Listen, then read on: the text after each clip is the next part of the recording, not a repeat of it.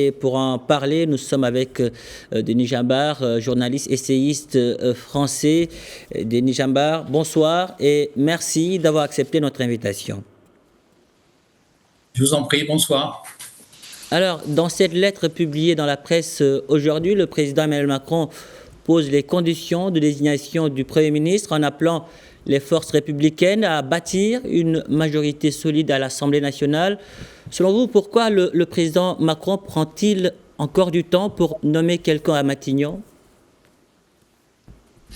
D'abord, il faut constater qu'il a mis 72 heures à réagir au résultat de l'élection. En fait, il a voulu laisser les choses se décanter et il a repris l'initiative parce qu'il a constaté que le parti qui est arrivé en tête, le nouveau Front populaire, n'avait pas encore proposé de Premier ministre alors qu'il revendique ce nouveau Front populaire, NFP comme on dit maintenant, il revendique le poste de chef de gouvernement. Mais ils n'ont fait aucune proposition parce que c'est une coalition qui a été très vite montée pour les élections législatives et qu'il y a plusieurs partis à l'intérieur et beaucoup de tensions, notamment créées par la présence de la France insoumise et de M.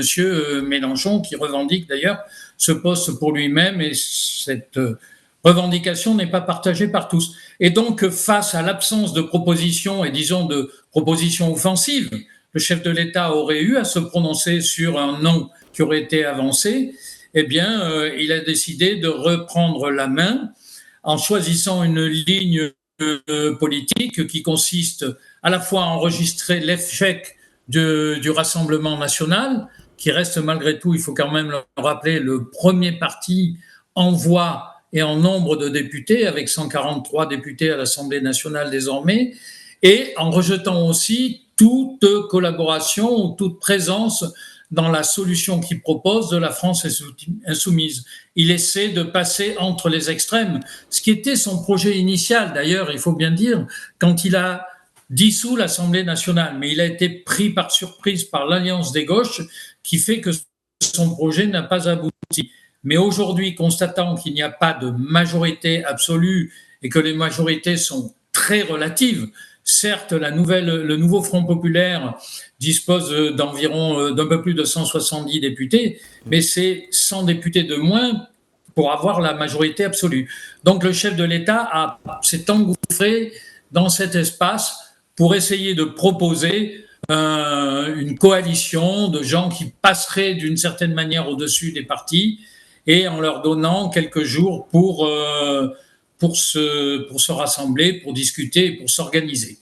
En tout cas, cette lettre a été publiée dans un contexte où chaque formation exige presque le poste de Premier ministre. Alors, dans cette configuration politique de bloc sans majorité absolue à l'Assemblée, peut-on s'attendre à un blocage politique dans les semaines à venir ?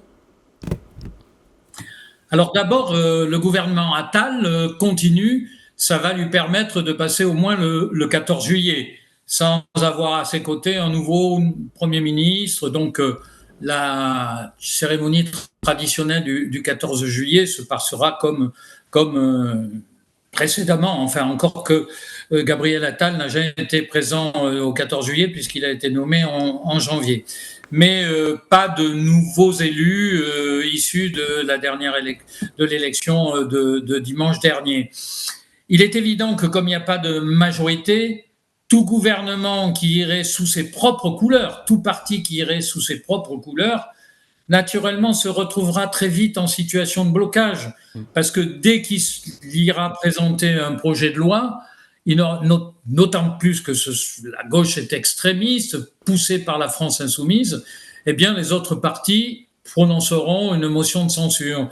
Donc on peut dire que ce gouvernement, s'il se constituait sous l'étiquette nouveau Front populaire, eh bien, il durait quelques semaines et en tout cas ne dépasserait pas le mois de septembre. Donc, on se retrouverait dans une situation de blocage.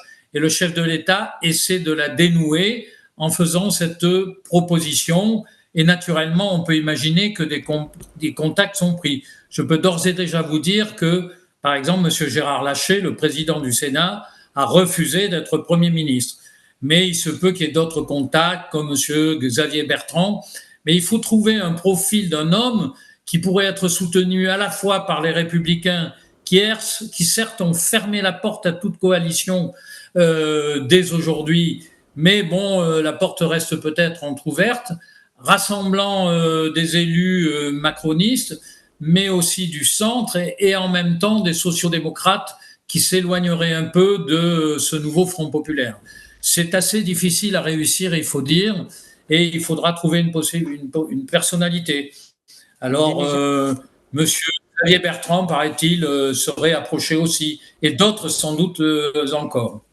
Denis Jambard, merci. Merci pour toutes ces précisions. Merci d'avoir répondu à nos questions.